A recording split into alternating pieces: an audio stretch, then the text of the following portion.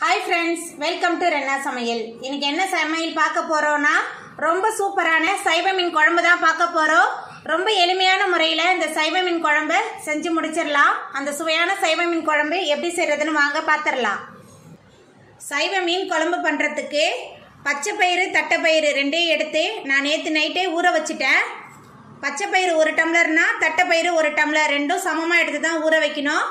இப்போ ஊற வச்சு ரெடியாக இருக்குது நம்மளோட பச்சை பயிரும் தட்டைப்பயிரும். இப்போ இதில் 10 போல் பூண்டு சேர்த்துக்கலாம். அதுக்கப்புறமா சுவைக்காக தனி மிளகாய் தூள் 1.5 டேபிள் ஸ்பூன் சேர்க்குறேன். அப்புறமா கொஞ்சமாக உப்பு சேர்த்துக்கலாம். சேர்த்துட்டு மிக்சியில் சேர்த்துட்டு அரைச்சிட்டு வந்துடலாம். தட்டைப்பயிறு பச்சை பயிறு ரெண்டையுமே அரைச்சிட்டு வந்துட்டேன். இந்த அளவுக்கு நைஸாக அரைச்சிட்டு வரணும். நம்ம அரைச்சிட்டு வந்த தட்டைப்பயிறு பச்சை பயிறு கலவையை ஒரு வாழை இலையில் வச்சிடலாம். இந்த மாதிரி ஷேப் பண்ணிக்கலாம். மீன் எப்படி இருக்குமோ அந்த மாதிரி நம்ம ஷேப் பண்ணிக்கலாம். ஷேப் பண்ணிவிட்டு நடுவில் அந்த வாழை இலையோட தண்டை உள்ளே வச்சிடலாம்.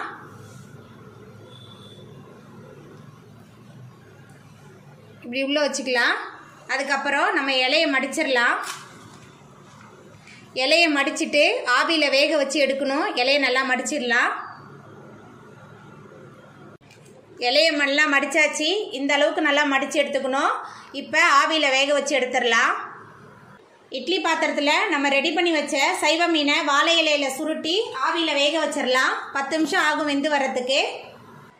வேக வச்சதை இட்லி பாத்திரத்துலேருந்து எடுத்தாச்சு. பாருங்கள், சூப்பராக வெந்து வந்திருக்கு பாருங்கள்.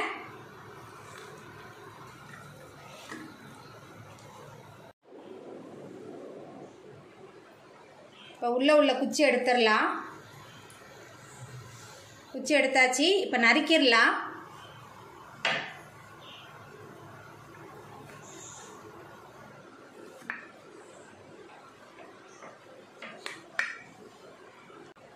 ஆவியில் வேக வச்ச எல்லாத்தையுமே நறுக்கி வச்சாச்சு பாருங்கள். பார்க்கவே அப்படி சூப்பராக இருக்குது பாருங்கள், மீன் மாதிரியே. இப்போ குழம்பு எப்படி பண்ணுறதுன்னு பார்த்துடலாம்.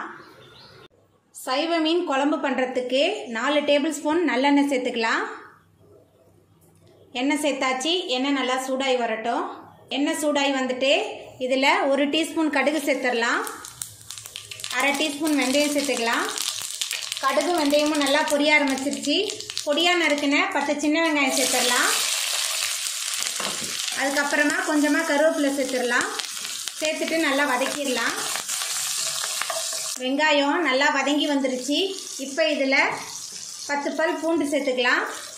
அதுக்கப்புறமா 2 தக்காளி பழத்தை விழுதாக அரைச்சி வச்சுருக்கேன். தக்காளி விழுதை சேர்த்துடலாம். சேர்த்துட்டு நல்லா வதக்கிடலாம். பூண்டும் தக்காளியும் நல்லா வதங்கி வந்துருச்சு. இப்போ இதில் குழம்பு மிளகாய் தூள் 4 டேபிள் ஸ்பூன் சேர்த்துக்கலாம்.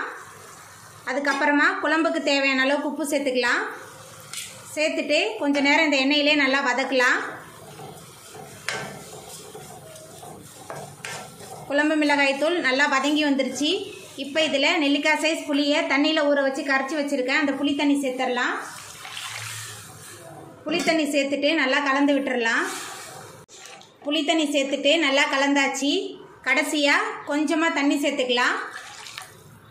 தண்ணி சேர்த்தாச்சு. எல்லாம் சேர்ந்து நல்லா கொதிச்சு வரட்டும். குழம்பு நல்லா கொதிச்சு வந்துருச்சு பாருங்கள். இப்போ நம்ம வேக வச்ச சைவ மீனை சேர்த்துடலாம். ரொம்ப சுவையாக இருக்கும் இந்த சைவ மீன் குழம்பு.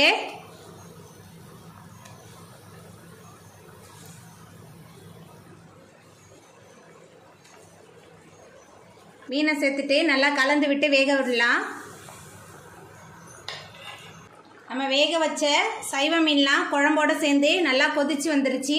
இப்போ மேலால் கொஞ்சமாக கொத்தமல்லி தழை தூவிடலாம். நம்மளோட சைவ மீன் குழம்பு ரொம்ப சூப்பராக ரெடி ஆகிட்டு. அவ்வளோதாங்க, நம்மளோட சுவையான சைவ மீன் குழம்பு ரொம்ப சூப்பராக ரெடி ஆகிட்டு. நீங்களும் உங்கள் வீட்டில் இந்த சுவையான சைவ மீன் குழம்பை செஞ்சு பாருங்கள். இந்த வீடியோ உங்களுக்கு பிடிச்சிருந்தா லைக் பண்ணுங்கள், ஷேர் பண்ணுங்கள், கமெண்ட் பண்ணுங்கள், சப்ஸ்கிரைப் பண்ணுங்கள். அப்படியே பக்கத்தில் உள்ள பெல் பட்டனையும் கிளிக் பண்ணிடுங்க. நன்றி.